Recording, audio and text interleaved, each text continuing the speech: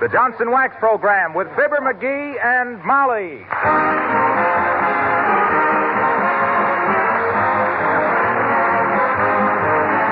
The makers of Johnson's Wax and Johnson's Self-Polishing Glow Coat present Fibber McGee and Molly, written by Don Quinn, with songs by the King's Men and music by Billy Mills.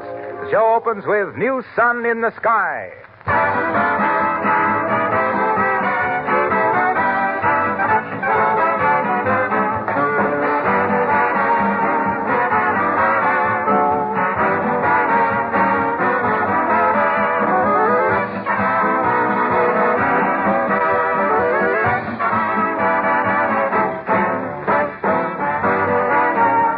One thing about this war, it's bringing people in all communities closer together. It offers more and more of us, men, women, and children, opportunities to be of service. Many of you ladies face the problem of keeping your homes up, taking care of your families in less time, so you can give part of your time to defense work when needed. Anything that can save you unnecessary work is welcome, which means that in millions of homes, Johnson's Self-Polishing Glow Coat is most certainly welcome. With Glow Coat, you can keep your linoleum and other floors clean and beautiful and save hours of work. You do away with floor scrubbing, and you save again because there's no rubbing or buffing required with Glow Coat. The regular use of Glow Coat makes linoleum last 6 times longer than an unprotected floor. If you have signed our government's consumer pledge to take better care of the things you have, you'll find Glow Coat a great help. Be sure you get the real thing, Johnson's Self-Polishing Glow Coat.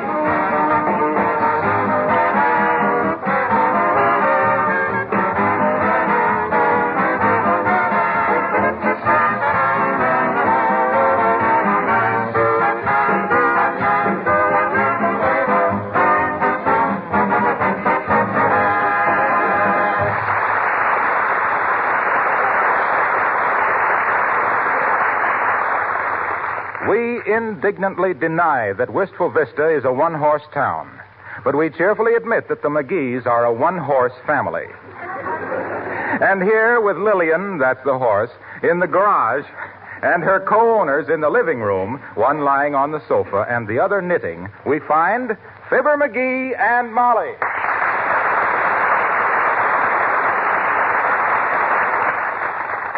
McGee, why don't you go out and shovel off the front walk? You'll get fat lying down like that right after a hearty lunch. Hey, maybe I better at that. I won't be available very much till after March 15th, you know. Where'll you be until March 15th? Oh, you know, deep in the heart of Texas.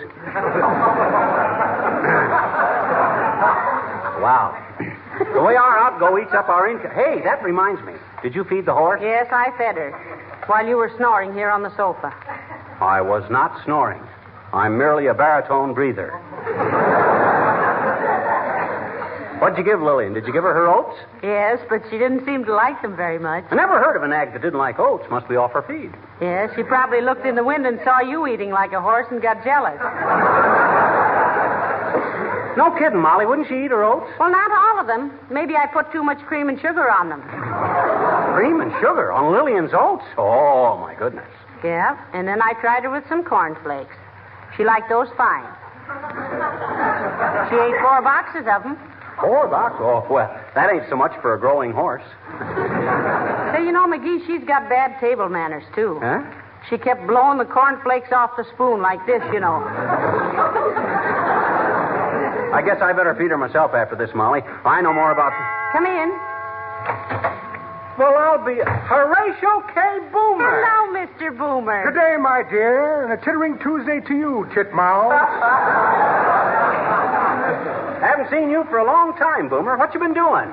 Frankly, my pestiferous young pickle puss, I've been working for the government for the past 90 days as an Arkansas geologist. Well, what on earth is an Arkansas geologist, Mr. Boomer? Very interesting profession. We take big rocks, make little rocks.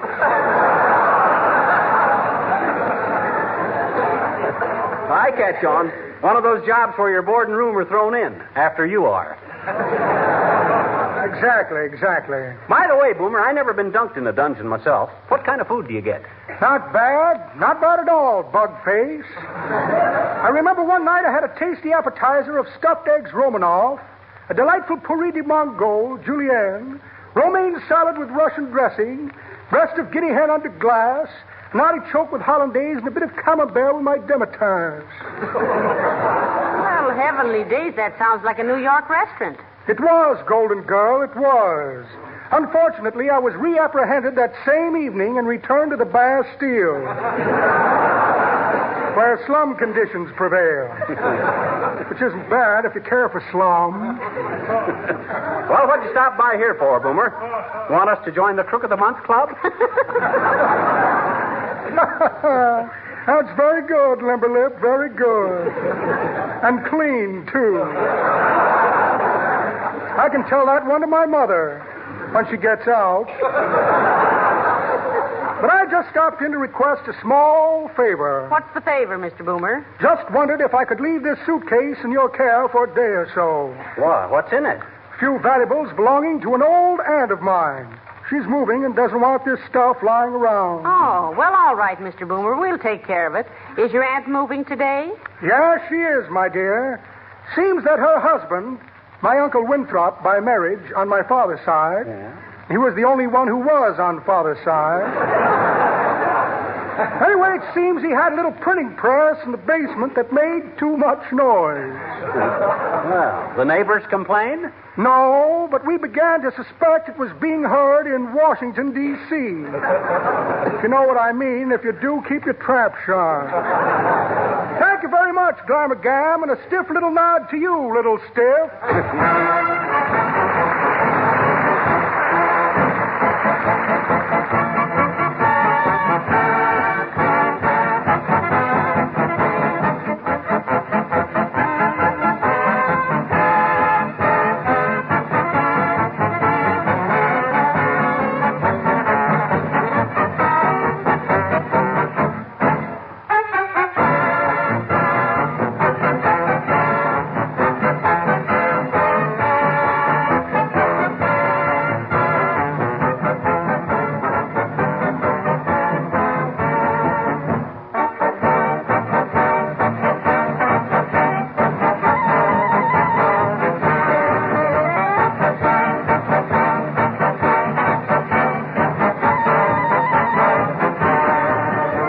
Ladies and gentlemen, we ask you again not to let up in your purchase of United States defense bonds. And we are proud to announce a new bond between this country and its gallant defenders. Fibber McGee and Molly programs for the rest of this season will be sent by delayed shortwave broadcast to our troops in Iceland, Newfoundland, Ireland, Cuba, Bermuda, Trinidad, Panama Canal Zone, the Philippines, the Far East, and all parts of the world. We hope the boys enjoy the broadcast as much as we do the thought of sending them a few smiles from home.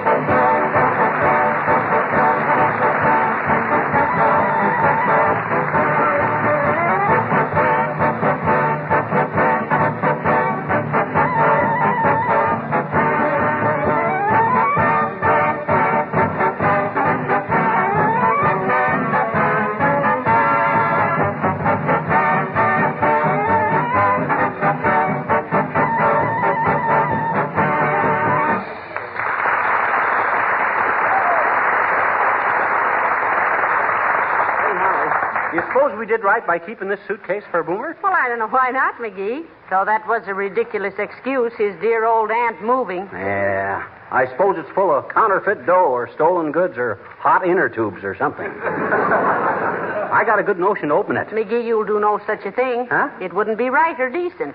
What's in that suitcase is absolutely none of our business. Well. The idea of betraying a trust like that. For shame. Oh, well, gee. Anyway, you can't open it. It's locked.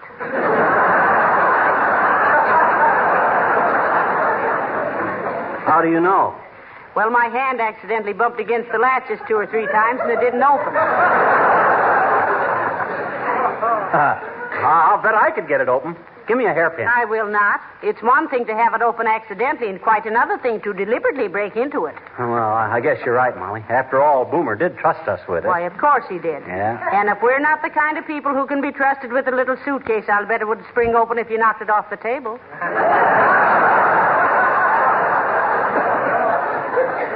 I'll bet it would, too, but, gee, I'd feel awful cheap doing it. Oh, I would, too.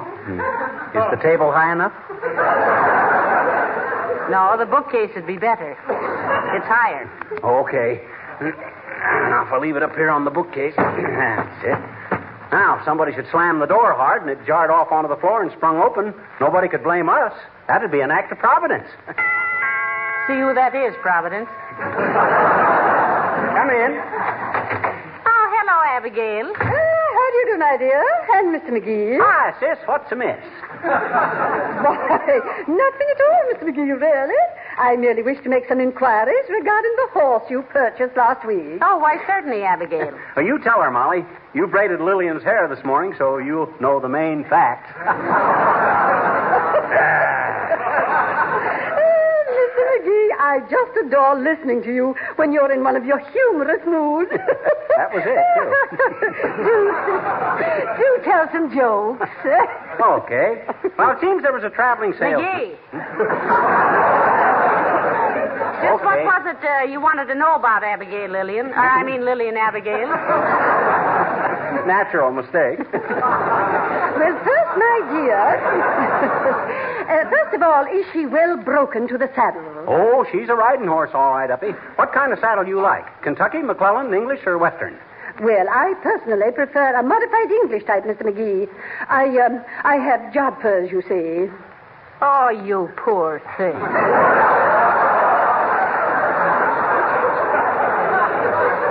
Do you hear that, dearie? She has jodhpurs. I had jodhpurs once. Couldn't ride a horse for 6 months. Doctor says it was the worst case of jodhpurs he ever saw. Started with a little small jodhpur on my neck and spread... Now, please. Mr. McGee, jodhpurs is not a disease. Jodhpurs are a type of riding breeches. For women? Yes. And it's still a disease. Ah, you're prejudiced, McGee. Oh, by the way, when I saw Mr. McGee leading Lillian around the block this morning, she seemed, just a touch sway-backed. Oh, really? I hadn't noticed. What do you mean, sway-backed? She ain't sway-backed. She's just big-hearted. And what is that to do with a sagging spine, Mr. McGee? Her spine don't sag, I tell you. Her heart is so big it pulls her down in the middle. Mr. McGee, I seem to sense an attitude of ridicule on your part. Oh, now, Abigail. And for your information, Mr. McGee, I hold 7 blue ribbons for equitation. And furthermore... Furthermore what? Pardon me, but this suitcase on the bookcase is about to fall off. I'll push it back a little. Oh. Now, that's much better. What was I saying? Oh, yes. Goodbye.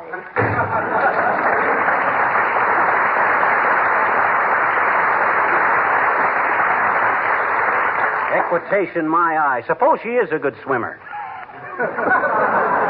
What's that got to do with riding a horse? Well, search me, but shove that suitcase a little forward again, McGee. It'll never fall off that way. Well, thanks to Uppy, the meddlesome old moose.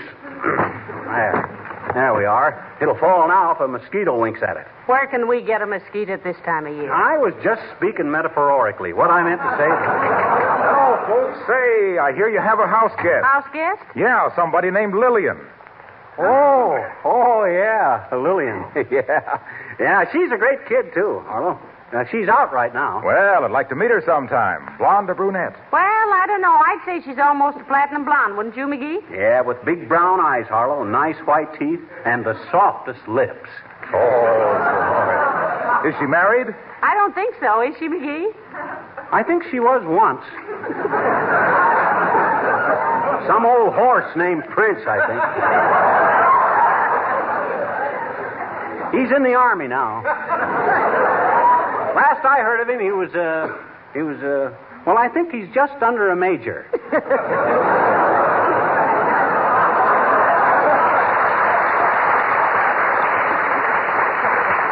Say, why'd you ask, Mr. Wilcox? You're married, you. Oh, I haven't got any romantic interest in this Lillian. She merely interests me as a prospect for Johnson products. I'd like to have a heart-to-heart talk with her one of these days. How old is she? Oh, I'd say about 18 or 19. Oh, great. Just the right age. She'll be getting hitched one of these days.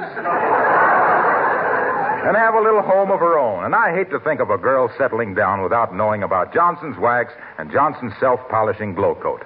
Say, incidentally, Is Lillian a local girl? No, she's from Kentucky, Mr. Wilcox. The bluegrass country. Oh. Accent? Just a trace of southern drool at times. Why?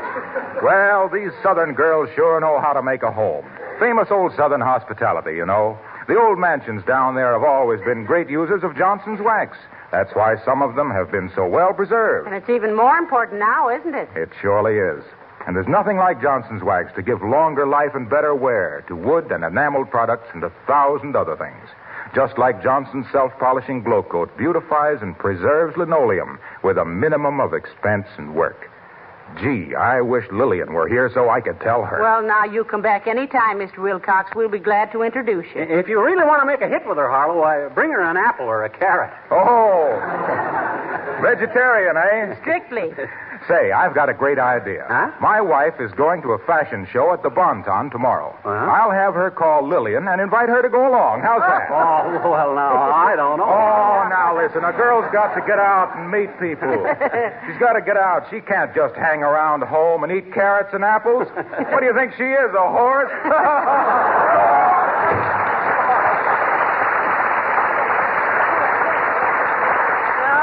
I can just see Lillian at the Bonton, McGee, giving the new spring hats the horse laugh. Wait till Harlow tries to call her. She'll give him the old stall. Hey. What? That suitcase didn't fall down when he slammed the door. Well, maybe he didn't close it tight, McGee. Close it again. Okay. There. Oh. McGee, look. Oh. Look what came out of that suitcase. Oh, get a load of that silverware. It's stolen, that's what it is. Look at the box. And the knickknacks. And the jewelry. And the money. Look at that wad of dough. Hey, this is a case for the cops, Why, Molly. certainly it is. Call them up quick, Okay. dearie. I don't want this stuff in the house any longer than necessary. Give me the phone. Thanks. Hello, operator. Give me the police. Oh, is that you, Mert? Oh, dear. How's every little thing, Mert? Says, eh? What say, Mert? Your sister, Gypsy Ruth, the fan dancer. Huh? Wants me to see if she's taken off too much. Oh, heavenly days, McGee. That's indecent. No, it ain't. She's making out her income tax. What say, Mert? Okay, thanks anyway, Mert. She can't take any calls from us, Molly. I forgot to pay the bill. Oh, dear, oh, dear. I'll run over to Mrs. Stoops and use their phone, McGee. You keep an eye on this jewelry and stuff. I'll say I will. Boy, what a load of loot. What silver. I never realized Boomer was such a sterling character. Why, there's enough of this stuff in... Uh-oh, better get this junk inside. Come in. Hi, mister. Oh, hello, little girl. Go away, will you? I'm busy. I got some important business to tend to. Go on, beat it. Go. Oh, you're always too busy to talk to me, I bet you. I just want to go out in the garage and see your horse. Okay. Go ahead. Gee, thanks, mister. Can I feed her a lump of sugar? Can I, please? Well, you better just talk to her, sis. Give me the lump of sugar. Here you are. Thanks. Horses don't appreciate the value of this stuff nowadays. Now, don't let Lillian kick you, sis. Oh, I'm not afraid of horses, I bet you. No? I go down to a farm every summer. Oh, you do? I says, oh, you do. Do what?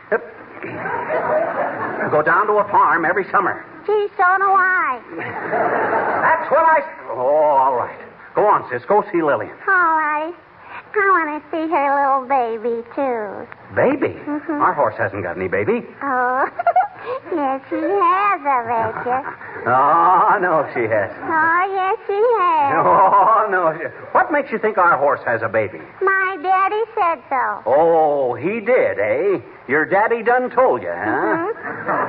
What does he know about our horse? Well, I don't know, mister, but this morning when you were leading Lillian around the block, Daddy saw you out the window, and he said to my mama, "Hey, Susie, get a load of the hoofs on that hay burner. If she isn't a murderer, I never saw one." Thank you.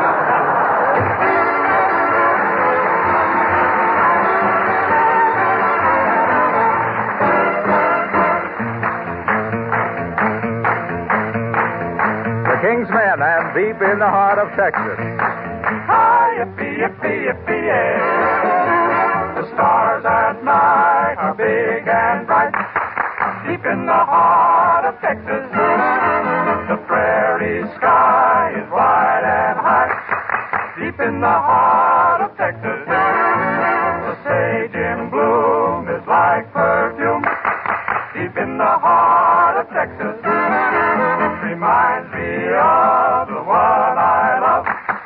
Deep in the heart of Texas. I love every little yellow rose. I love it when the Texas norther blows. I love every blade of grass that grows. Down in Texas, the midnight train whistles over the plain. Deep in the heart of Texas. And by the spring, hear the cowbells ring. Deep in the heart of Texas. The rustlers race to their hideaway place. Deep in the badlands of Texas. They'll never get away, for crime doesn't pay. Deep in the heart of Texas. The coyotes wail along the trail. Hear all the cowboys cry as they gallop on by. Yippee-yi!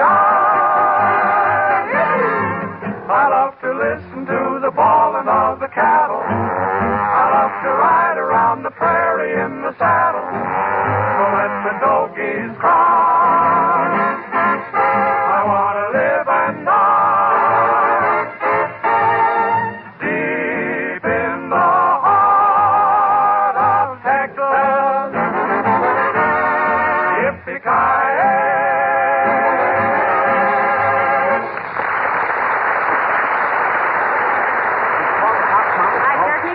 I told them to arrest Mr. Boomer and come and get this suitcase full of stuff. I won't have it in the house. Me either. I'm no offense, even if I am always around the house. You get 'em, Molly? Stolen goods, fence around the house? It ain't funny, McGee. I got a big laugh with that in a high school play once. I wrote it myself, too. You did? Yeah, I called it Abe's Irish Rose, and it was all about a young couple that You wanted... didn't write that. Ann Nichols wrote that, and it ran for years in New York. It did? Sure. And she never paid me a dime royalty. How do you like that? I guess I better copyright my other one. What other one? Tobacco Road? No, but there's a good title. I can use that sometime. My other play is about a rich millionaire playboy that gets married 7 times. His name is Moore, and I call the play the Moore the Marrier. It's a play on words, but people go for that kind of stuff. Oh, here's the police, McGee. Get the suitcase. I hope they caught Boomer. That guy's as slippery as a plate of watermelon when you're wearing your best white pants. Who? Me. Oh. Come in. Oh. Oh, hi, Latrivia. We thought it was the cops. And Mr. Boomer, what on earth are you two doing together? Seems to have been a slight error in judgment, my dear. Yes, indeed. I'll say there was. By leaving that suitcase here, you... Excuse me, please. I'll handle this. Mrs. McGee, you called the police, I believe, and had them arrest Mr. Boomer. I did. Any man who would deliberately leave a suitcase full of stolen goods without... Ah, yes. Better and better. I am now accused of being a thief, and in front of witnesses, too. Well, you are. I think you'd better not say any more, McGee, until you've heard the whole story. What story? We have checked thoroughly on Mr. Boomer, and we find that his aunt is moving today. This suitcase and contents is her property, and Mr. Boomer did leave it with you for safekeeping. There is no case against him whatsoever. Oh, dear. Well... I'm sorry, Boomer, but you know how it is. Give a dog a bad name, and people are bound to bark up the wrong tree. I made it. Keep your condolences, Prune Pit. I have been sorely wounded, cut to the quick. My self-esteem has been rudely shattered, and I shall seek equity in the court of law. What?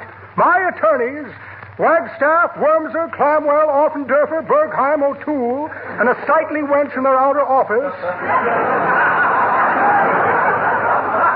will serve papers on you shortly. You have been guilty of libel, slander, and defamation of character. Can he do that to us, Mr. Mayor? As a public official, Mrs. McGee, I cannot advise you, but privately, in my capacity of lawyer, I should say he has a clear-cut case. He can recover large amounts of damages. I'll make it easy, riffraff. 50,000. 50,000? Why, you big crook. 100,000.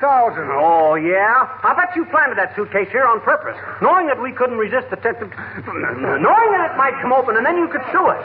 You chiseler. 200,000. Do I hear any further bidding? Going, gone to the overnourished little termite and the repulsive necktie. If I might make a suggestion, my friends, let's talk this thing over. I'm sure there's been some misunderstanding. 200,000, not a cent less. The honor of the Boomers is at stake, and if there's anything I like, it's a good steak. Yes, indeed. I'm quite sure that if a proper apology was made to Mr. Boomer... I won't apologize. That guy's as crooked as a hotel coat hanger. And he won't get a nickel out of me. Pardon me a minute. Now, isn't there something in the law, Mr. Mayor, about a complainant coming into court with clean hands? Yes, there is, Mrs. McGee, now that you speak of it. If a complainant wishes to sue and his past record has been such... I'll come down to 50,000. He can't sue anybody. He's been in more courts than Helen Wills. And if he thinks for 1 minute... 10,000. Why, he's got a prison record as long as my arm, and if the government were asked about him... 500. Just a moment, Mr. Boomer. I think it might be wise to drop the case right here. If it's true that you have a criminal record... Nothing of the sort. Merely because I have frequently been the unfortunate victim of legal persecution, never let it be said that Horatio K. Boomer would not seek to vindicate his integrity. How about $100, Pipsqueak? Say, how about it, Mr. Mayor? Under the circumstances, Mrs. McGee, I don't like to see you do it, but if he really starts suit, it would cost you more than that to defend yourself. All right. Pay him, dearie. Well, okay. I just got 100 on me. Here, Boomer. Thank you, my boy, thank you. We shall consider the whole unfortunate matter closed as of now. Come, Mr. Mayor, let us not intrude further upon the time of these good peasants. My suitcase, please, Varlet. Thank you. Well, of all the dirty load... McGee, look out the window. Where? On the porch. Boomer is giving the mayor some money. He's dividing up the $100 with him. Why, those dirty crooks. It was a frame-up. Let me at it. 40, 45, 50. There you are, Mr. Mayor, and I hope that in the future... All right, just a minute there. I caught you in the act, didn't I? What do you mean, McGee? Oh, we saw you divvying up the swag, didn't we, dearie? I'll say we did. Working together, huh? Just a couple of shakedown artists. Bunco boys. A fine mayor. Yes, helping a crook like Boomer to shake down innocent citizens. Why, of all the... Excuse me, Mrs. McGee. Mr. Boomer's aunt is moving into a house owned by me. The first month's rent in advance is $50. This is the $50. Oh, I'm sorry. Excuse me, Latrivia. I guess I... My lawyers will call on you tomorrow, McGee, to start suit for defamation of character. And I have no prison record. Good day. Oh, dear. Oh, sure. Oh, taxi!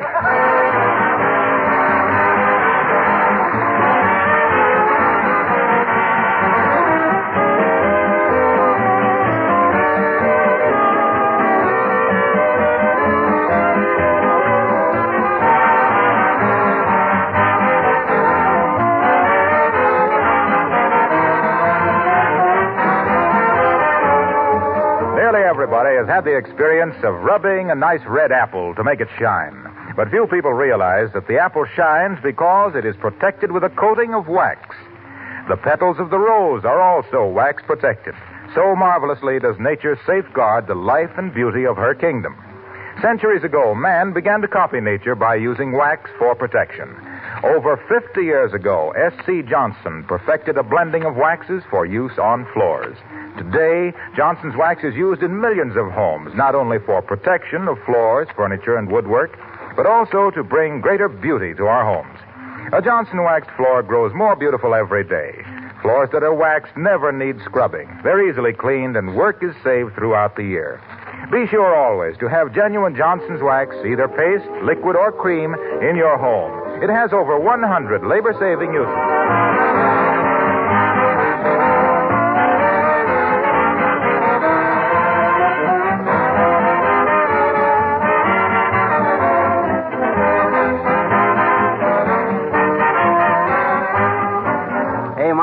Latrivia just called up. Well, what does he want now? He isn't going to sue. Oh. He was just scaring us. Well, that's nice. Yeah. Say, how did you happen to have $100 in your pocket? Who, me? Yes, you. Where'd you get it? Out of that suitcase. I thought it might be counterfeit, and I was going to check with the bank. Good night. Good night, all.